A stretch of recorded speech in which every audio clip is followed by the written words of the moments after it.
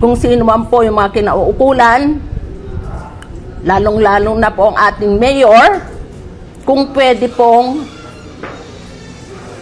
tulungan kami para itong damayan ng senior citizen ng Guimba. Ito po sana ay may paglilinaw ng bawat isa. Lahat po sana ng mga involved dito sa damayan na ito, dahil po ito ay hindi pera ng isa lang. Pera po ng mahihirap, pera po ng senior citizen.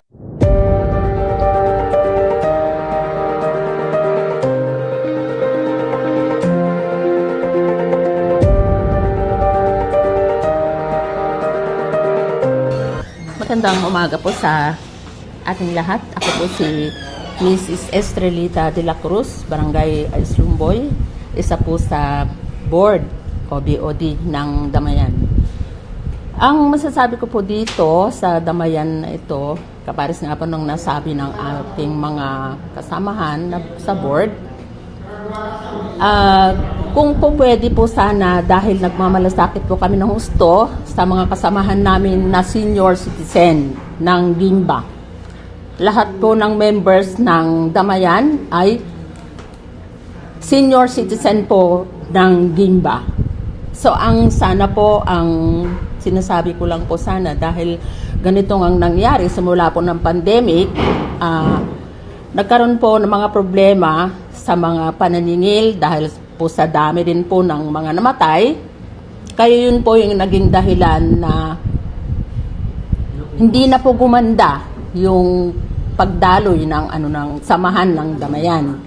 So, kami pong mga board o BOD ng Damayan, humihiling po sana kami ng tulong ninyo kung ano po sana ang maipapayo ninyo sa amin na maganda para po sana itong Damayan ng bayan ng Guimba, senior citizen, ay sana po ay matulungan nyo kami para maitayo pong muli ito.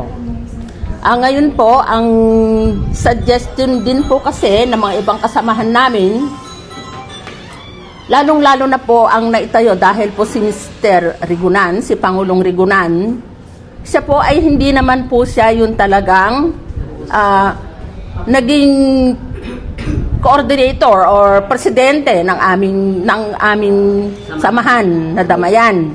Kaya po ang nangyari, pagkakalam ko pa kasi nung umalis po yung aming presidente o coordinator, si Honorio de Guzman, na ang pagkakasabi po ay binitawan na niya ang samahan ng Damayan, senior citizen Damayan ng Guimba. Pero kami po ay walang nalalaman na ipinail niyang resignation. Kaya po ang sinasabi ko nga po bilang isa sa board o BOD ng Damayan, ang hinihiling ko lang po sana kung sino po yung pwedeng magpatawag sa lahat ng mga may kinalaman dito sa simula't simula.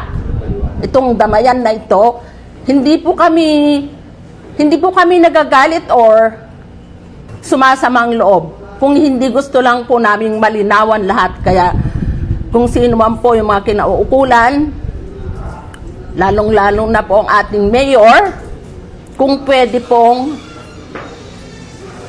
tulungan kami para itong Damayan ng senior citizen ng Guimba. Ito po sana ay may paglilinaw ng bawat isa. Lahat po sana ng mga involved dito sa Damayan na ito, dahil po ito ay hindi pera ng isa lang. Pera po ng mahihirap, pera po ng senior citizen, matatanda, 2016 pa po, 2016. Nagsimula na po ito, Damayan na ito. So marami po talagang nasaktan doon po sa balita na ito pong Damayan ng senior citizen ng Guimba ay mabubuwag.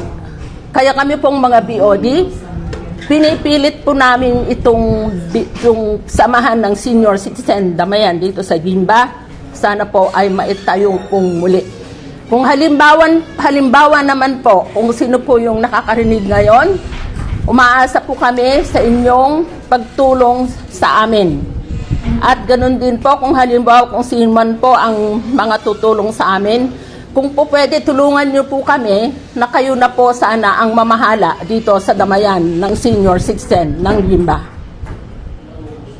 Hinihiling ko po sa ating mayor, sa buong sanggunian, sana po itong panawagan ng damayan ng senior citizen ng Gimba, tulungan po ninyo kami.